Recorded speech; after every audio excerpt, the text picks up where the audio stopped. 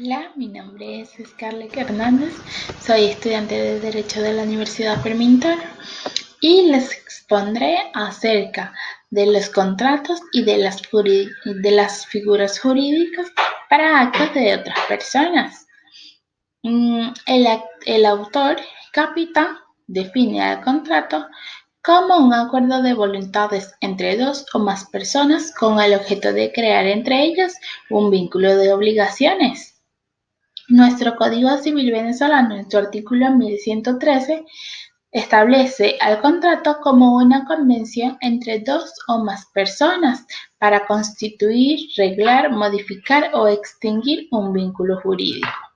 Entre los elementos esenciales del contrato se encuentran el consentimiento de las partes, un objeto que puede ser materia de contrato y una causa lícita. Asimismo, los contratos se clasifican en contratos de mutuo, contratos de depósito y contratos de obras. El contrato mutuo es el contrato por el cual una de las partes entrega a la otra cierta cantidad de cosas con cargo de restituir otras tantas de las mismas, ya sea de la misma especie o de la misma calidad, partes en el contrato. Aquí se encuentra el mutuante, que es la parte que se obliga a entregar cierta cantidad de cosas, y el mutuario, que es la parte que se obliga a restituir otras tantas de la misma especie y de la misma calidad. La ubicación del mutuo dentro de la clasificación de los contratos. Este es un contrato real, es un contrato unilateral, es por su naturaleza un contrato gratuito, pero que puede pasar a ser oneroso como en caso de los préstamos de intereses. Además de ello, produce efectos reales ya que transfiere al mutuario la propiedad de la cosa dada en préstamo. Y las obligaciones del mutuario son obligaciones principales.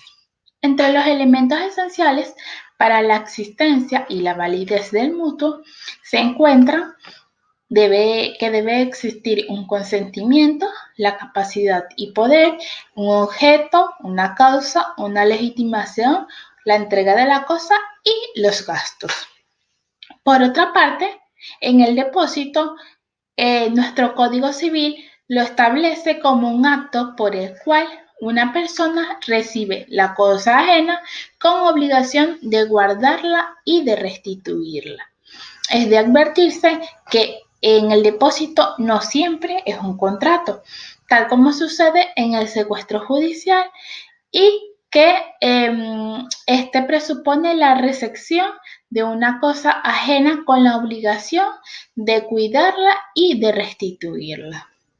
En lo que respecta a la ubicación del depósito, dentro de la clasificación de los contratos, esto se clasifica como un contrato real. De igual manera es un contrato gratuito por su naturaleza, pero que se puede convenir una remuneración para el depositario y pasaría a ser un contrato oneroso. En principio es unilateral y sinalagmático imperfecto cuando se pacta una remuneración al depositario. Es un contrato no traslativo de la propiedad u de otro derecho, ya que engendra obligaciones principales y es de tracto sucesivo. ¿Cómo se clasifica el depósito? De acuerdo con lo dispuesto en nuestro Código Civil, se divide en depósito necesario, depósito voluntario y el depósito que la ley reputa como necesario. Para finalizar, tenemos los que son los contratos de obras, que el contrato de obras es aquel mediante el cual una persona o una de las partes se compromete a ejecutar un trabajo por sí o bajo su dirección. Aquí el objeto es variado y puede ser desde el servicio de un transporte o de un bien, donde las obligaciones son obligaciones de contratistas, la cual tendrá la obligación, valga la redundancia, de ejecutar la obra, y el objeto de la obligación comprende todo lo necesario para que se pueda concluir dicha obra. Ahora bien, Por otra parte, en lo que respecta al tema de las figuras jurídicas para actos de otras personas, dentro de este tema encontramos lo que es el mandato y la transacción. El mandato es un contrato por el cual la persona llamada mandante le atribuye a otra que realice uno o más negocios al llamado mandatario, quien se hace a cargo de ellos por cuenta y por riesgo del mandante. Entre sus características tenemos que es un contrato consensual, es bilateral por ambas partes, imperfecto, de buena fe, gratuito, que puede ser tácito o expreso y especial o parcial para algunos negocios. Entre las características de la ubicación se encuentra regulado en nuestro Código Civil desde el artículo 1684 al 1712, que nos establece la naturaleza del mandato, las obligaciones del mandatario, las obligaciones del mandante y la extinción del mandato. Por otra parte, en cuanto a las cláusulas expresas, estas nos establecen o nos señalan los actos de la administración, y en cuanto a las limitaciones, esta establece que el mandatario no podrá excederse de los límites fijados en el mandato. En cuanto a los poderes de un incapaz o al poder que tiene un incapaz, el poder de transigir no envuelve el de comprometer, ya que éste puede representar válidamente al mandante y no queda obligado para con él, sino en los límites dentro de los cuales puede ser obligado como incapaz. El mandatario actuando en su propio nombre. Aquí el mandante no tiene acción contra aquellos con quienes no ha contratado el mandatario para quedar obligado, ni estos contra el mandante. Las obligaciones del mandatario: si éste ha aceptado el poder, deberá ejecutar el mandato. La responsabilidad en caso de culpa es menor, ya en caso de que el mandato llegase a ser gratuito, que en caso contrario.